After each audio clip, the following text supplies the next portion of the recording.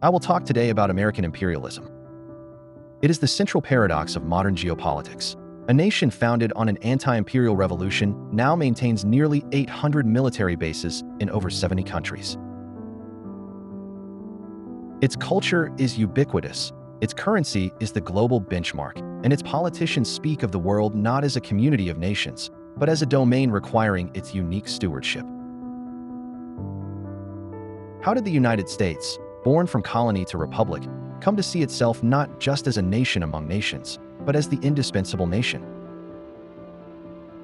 This is not a story of conspiracy, but of ideology, a deeply held belief system about righteousness, destiny, and order. The roots are domestic. The doctrine of manifest destiny in the 1840s was not foreign policy, but it was national identity. It held that Anglo-Saxon Americans were divinely ordained to spread democracy and civilization across the North American continent. This was a racial and religious imperative used to justify the displacement of native peoples and the war with Mexico. This created the foundational template. Expansion is not conquest. It is the fulfillment of a providential mission. The land was not stolen. It was redeemed from savagery or unworthy rulers. The Spanish-American War was the pivot.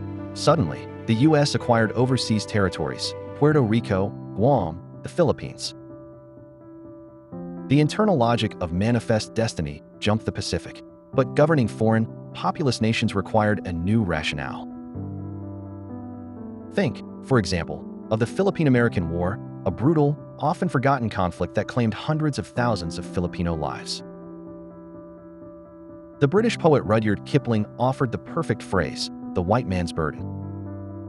It framed imperialism not as exploitation, but as a solemn duty, a costly, thankless task undertaken for the benefit of the half-devil and half-child peoples of the world. This ideology allowed Americans to reconcile republicanism with empire.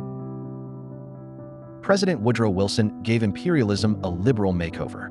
His mission was to make the world safe for democracy. This was not about colonies, but about reshaping the international system itself, spreading American political and economic principles.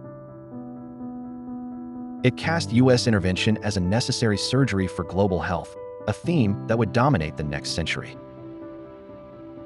The Cold War provided the ultimate, all-encompassing framework, anti-communism. Any action, anywhere, could be justified if it thwarted Soviet influence. Supporting dictators like Mobutu, Pinochet, Suharto, overthrowing democracies, and launching proxy wars were not imperialism. They were essential defenses of the free world. The world became a bipolar chessboard, and the U.S. assumed the right, even the obligation, to move pieces. The U.S. built an unprecedented system of global governance: the UN, IMF, World Bank, NATO. This liberal international order was beneficial in rebuilding post-war Europe and enabling trade. But it was also profoundly American. The rules were written in Washington. The dollar was the reserve currency. U.S. power was embedded in the very architecture of the system, making its dominance seem natural, even benevolent. With the USSR gone, the U.S. stood alone, the unipolar moment. The ideology evolved again. Now, interventions could be justified on purely moral grounds, to stop genocide, to protect human rights. In Somalia, Bosnia, and Kosovo, the U.S. and its allies acted as global police. The right to intervene was tied not just to U.S. security, but to universal values, which the U.S. saw itself as uniquely qualified to uphold. The 9/11 attack unleashed the most explicit doctrine of dominance, neoconservatism. It argued the U.S. must use its unmatched power to reshape hostile regions, promote democracy by force, and eliminate threats before they emerge. The Bush doctrine of preemptive war was a radical assertion of a unilateral right to decide the fate of other nations, justified by an existential struggle against so-called evil. This is sustained by the deep-seated creed of American exceptionalism, the belief that the U.S. is qualitatively different, a historical anomaly founded on perfectible ideals. If America is exceptional, then its domination is not domination, but it is leadership. Its sins are tragic stumbles, not systemic features.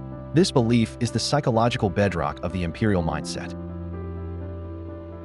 The 21st century has brought a reckoning. The failures in Iraq and Afghanistan showed the limits of military power to shape societies. The term blowback entered the lexicon, with the unintended consequences of intervention returning home. The rise of China, a resurgent Russia, and regional powers present the first serious structural challenge to U.S. primacy since 1945. The American public is deeply ambivalent. Movements on both the left and right question the cost of global dominance in blood, treasure, and democratic integrity. Yet, a powerful establishment spanning intelligence, finance, the military, and technology remains invested in maintaining U.S. primacy, arguing that a retreat would create a vacuum filled by far worse actors. Whether through the language of destiny, anti-communism, human rights, or counterterrorism, the underlying thread is a claim to unique legitimacy. U.S. politicians believe they have the right to dominate not out of sheer greed, but from a conviction that the world needs American order, that American principles are universal, and that, in the end, American power is ultimately a force for good. It is an ideology so powerful that it often renders the very word imperialism unrecognizable to its proponents. The history of American imperialism is not a history of mustache-twirling villains, but it is the history of a powerful idea that one nation can and should guide the destiny of others. It is an idea that has built international institutions and unleashed unspeakable violence.